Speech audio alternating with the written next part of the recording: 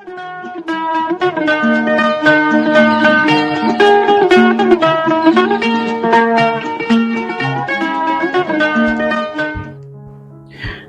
आदाब, hello friends. आपके साथ में फराज हूं और चैनल फिल्मी फराज है।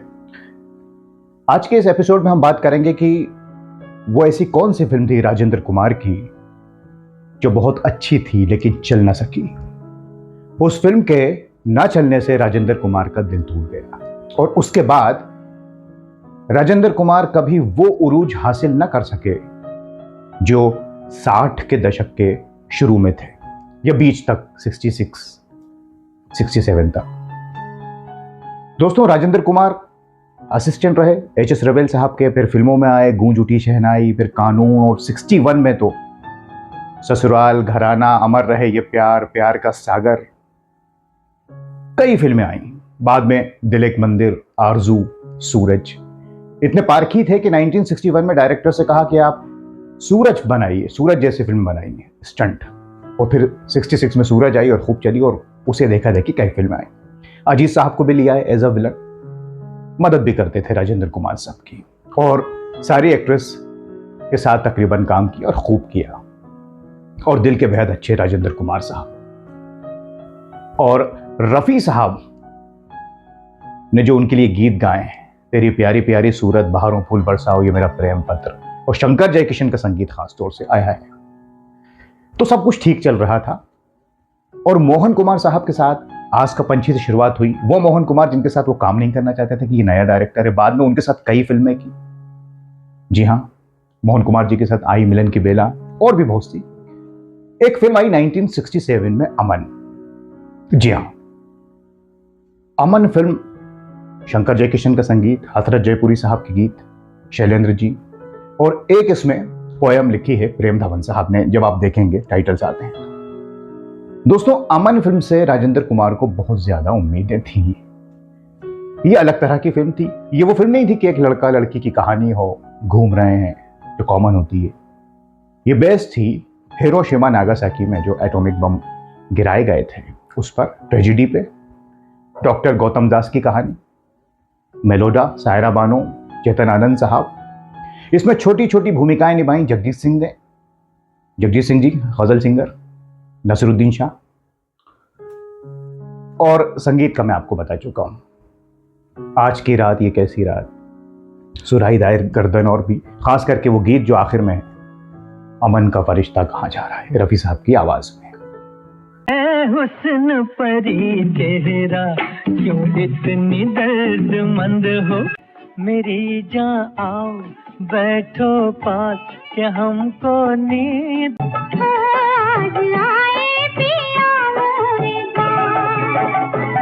तेरी हर एक बात पे मुझको है बड़ा नाज, मन रो रहा है, मची है दुहाई। दोस्तों, ये वो फिल्म रही अमन, जिसमें आप ब्रिटिश फिलोसोफर जनाब लॉर्ड बर्ट्रैंड रसेल साहब को देखेंगे राजेंद्र कुमार जी के साथ। ये अद्भुत था, ये अद्भुत था। बहुत मेहनत की राजेंद्र कुमार ने इस सब्जेक्ट पर, बलराज साहनी साहब।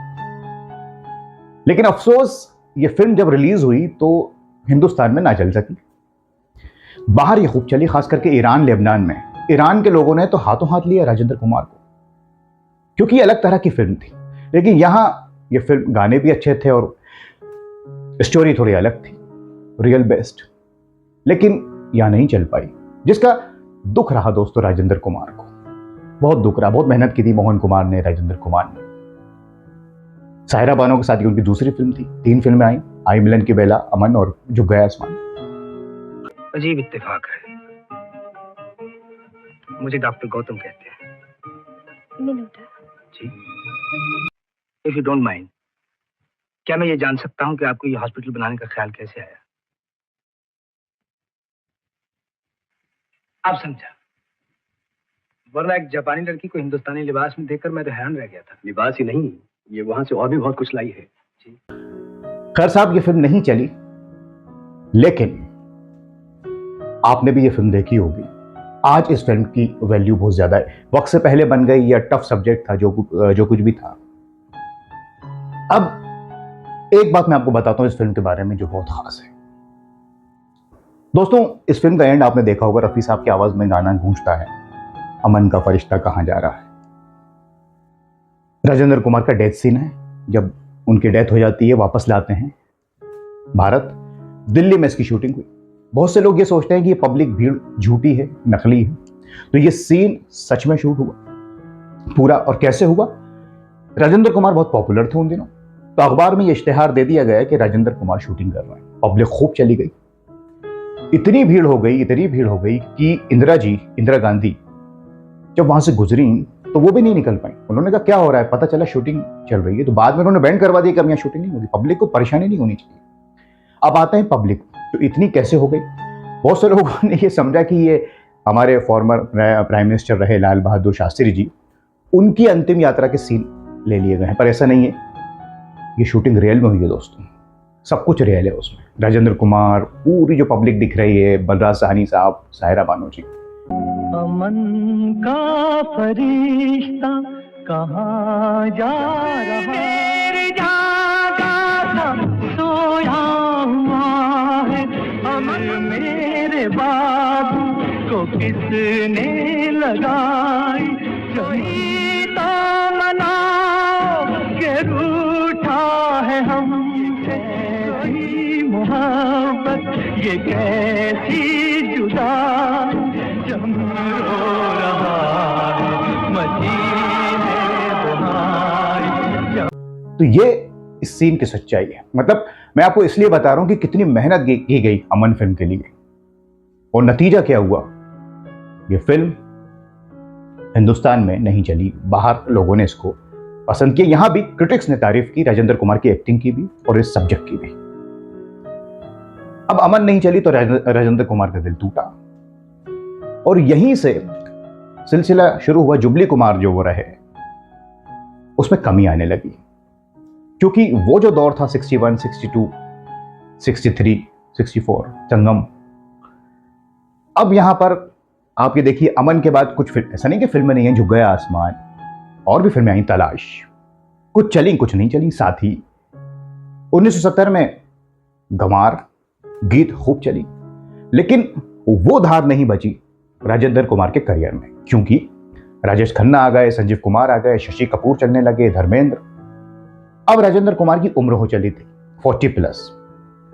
ऐसा नहीं है कि उन्हें काम नहीं मिल रहा था, फिल्में नहीं चल रही थी, या बिल्कुल ही डूब गए, मैं ऐसा नहीं मानता। क्योंकि 1955 वचन से लेके तो 1970 तक लीड रोल में एज अ हीरो, दोस्तों 15 साल या 13-15 साल जुबली कुमार रहना कोई मामूली बात नहीं है। और वो भी कब? जब दिलीप कुमार साहब हो, राज कपूर जी, देवानंद और भी शम्मी कपूर। राजेंद्र कुमार ने ऐसा मुकाम बनाया कि तकरीबन 1 नंबर पर पहुंच गए थे। इतना लंबा उनका करियर रहा। तो मैं ये नहीं मानता कि उनका करियर 67 के बाद थोड़ा सा स्लो हुआ। कुछ फिल्में चली भी, जैसे मैंने आपको बताया, एज हो गई थी, नए हीरो आ गए थे, ट्रेंड बदल रहा था, म्यूजिक बदल रहा था, और राजेंद्र कुमार ने अपना जो फिल्मी करियर है खूब एंजॉय किया। इसीलिए आज भी हम उन्हें याद करते हैं। लेकिन अमन एक ऐसी फिल्म रही जिसके इर्द गिर्द आज हमने ज्यादा बातें की। इसके ना चलने का उन्हें अफसोस रहा, और वही हुआ इस फिल्म के साथ भी, जो कई फिल्मों के साथ हुआ, जैसे कागज के फूल बाद में लोगों की समझ में आई, अमन भी लोगों के बाद में समझ में आई। तो आज दोस्तों हमने याद किया राजेंद्र कुमार को, 1967 में गए अमन फिल्म, मोहन कुमार को याद किया, रफी साहब के गीतों को याद किया। यह फिल्म आपने जरूर देखी होगी, नहीं देखी तो जरूर देखें, और हमें कमेंट्स करके बताएं आपको यह फिल्म कैसी लगी, गीत कैसे लगे। हमें इंतजार रहेगा इसी चैनल पर। फिर हम कोई और कार्यक्रम आपके लिए लेकर आएंगे, और अभी भी जा रहे हैं, रिसर्च करेंगे, किसी और कलाकार को ढूंढेंगे, कोई कहानी निकालेंगे, किताबें हमारे पास हैं, इनसे पढ़ते हैं, इंटरव्यू सुनते हैं, तब आपके लिए लेकर आते हैं। अब अपना ख्याल रखें, फिर हाजिर हो जाऊंगा। नमस्कार, खुदा हाफिज। जिस राह से गुजरूं तू मेरे साथ रहेगी,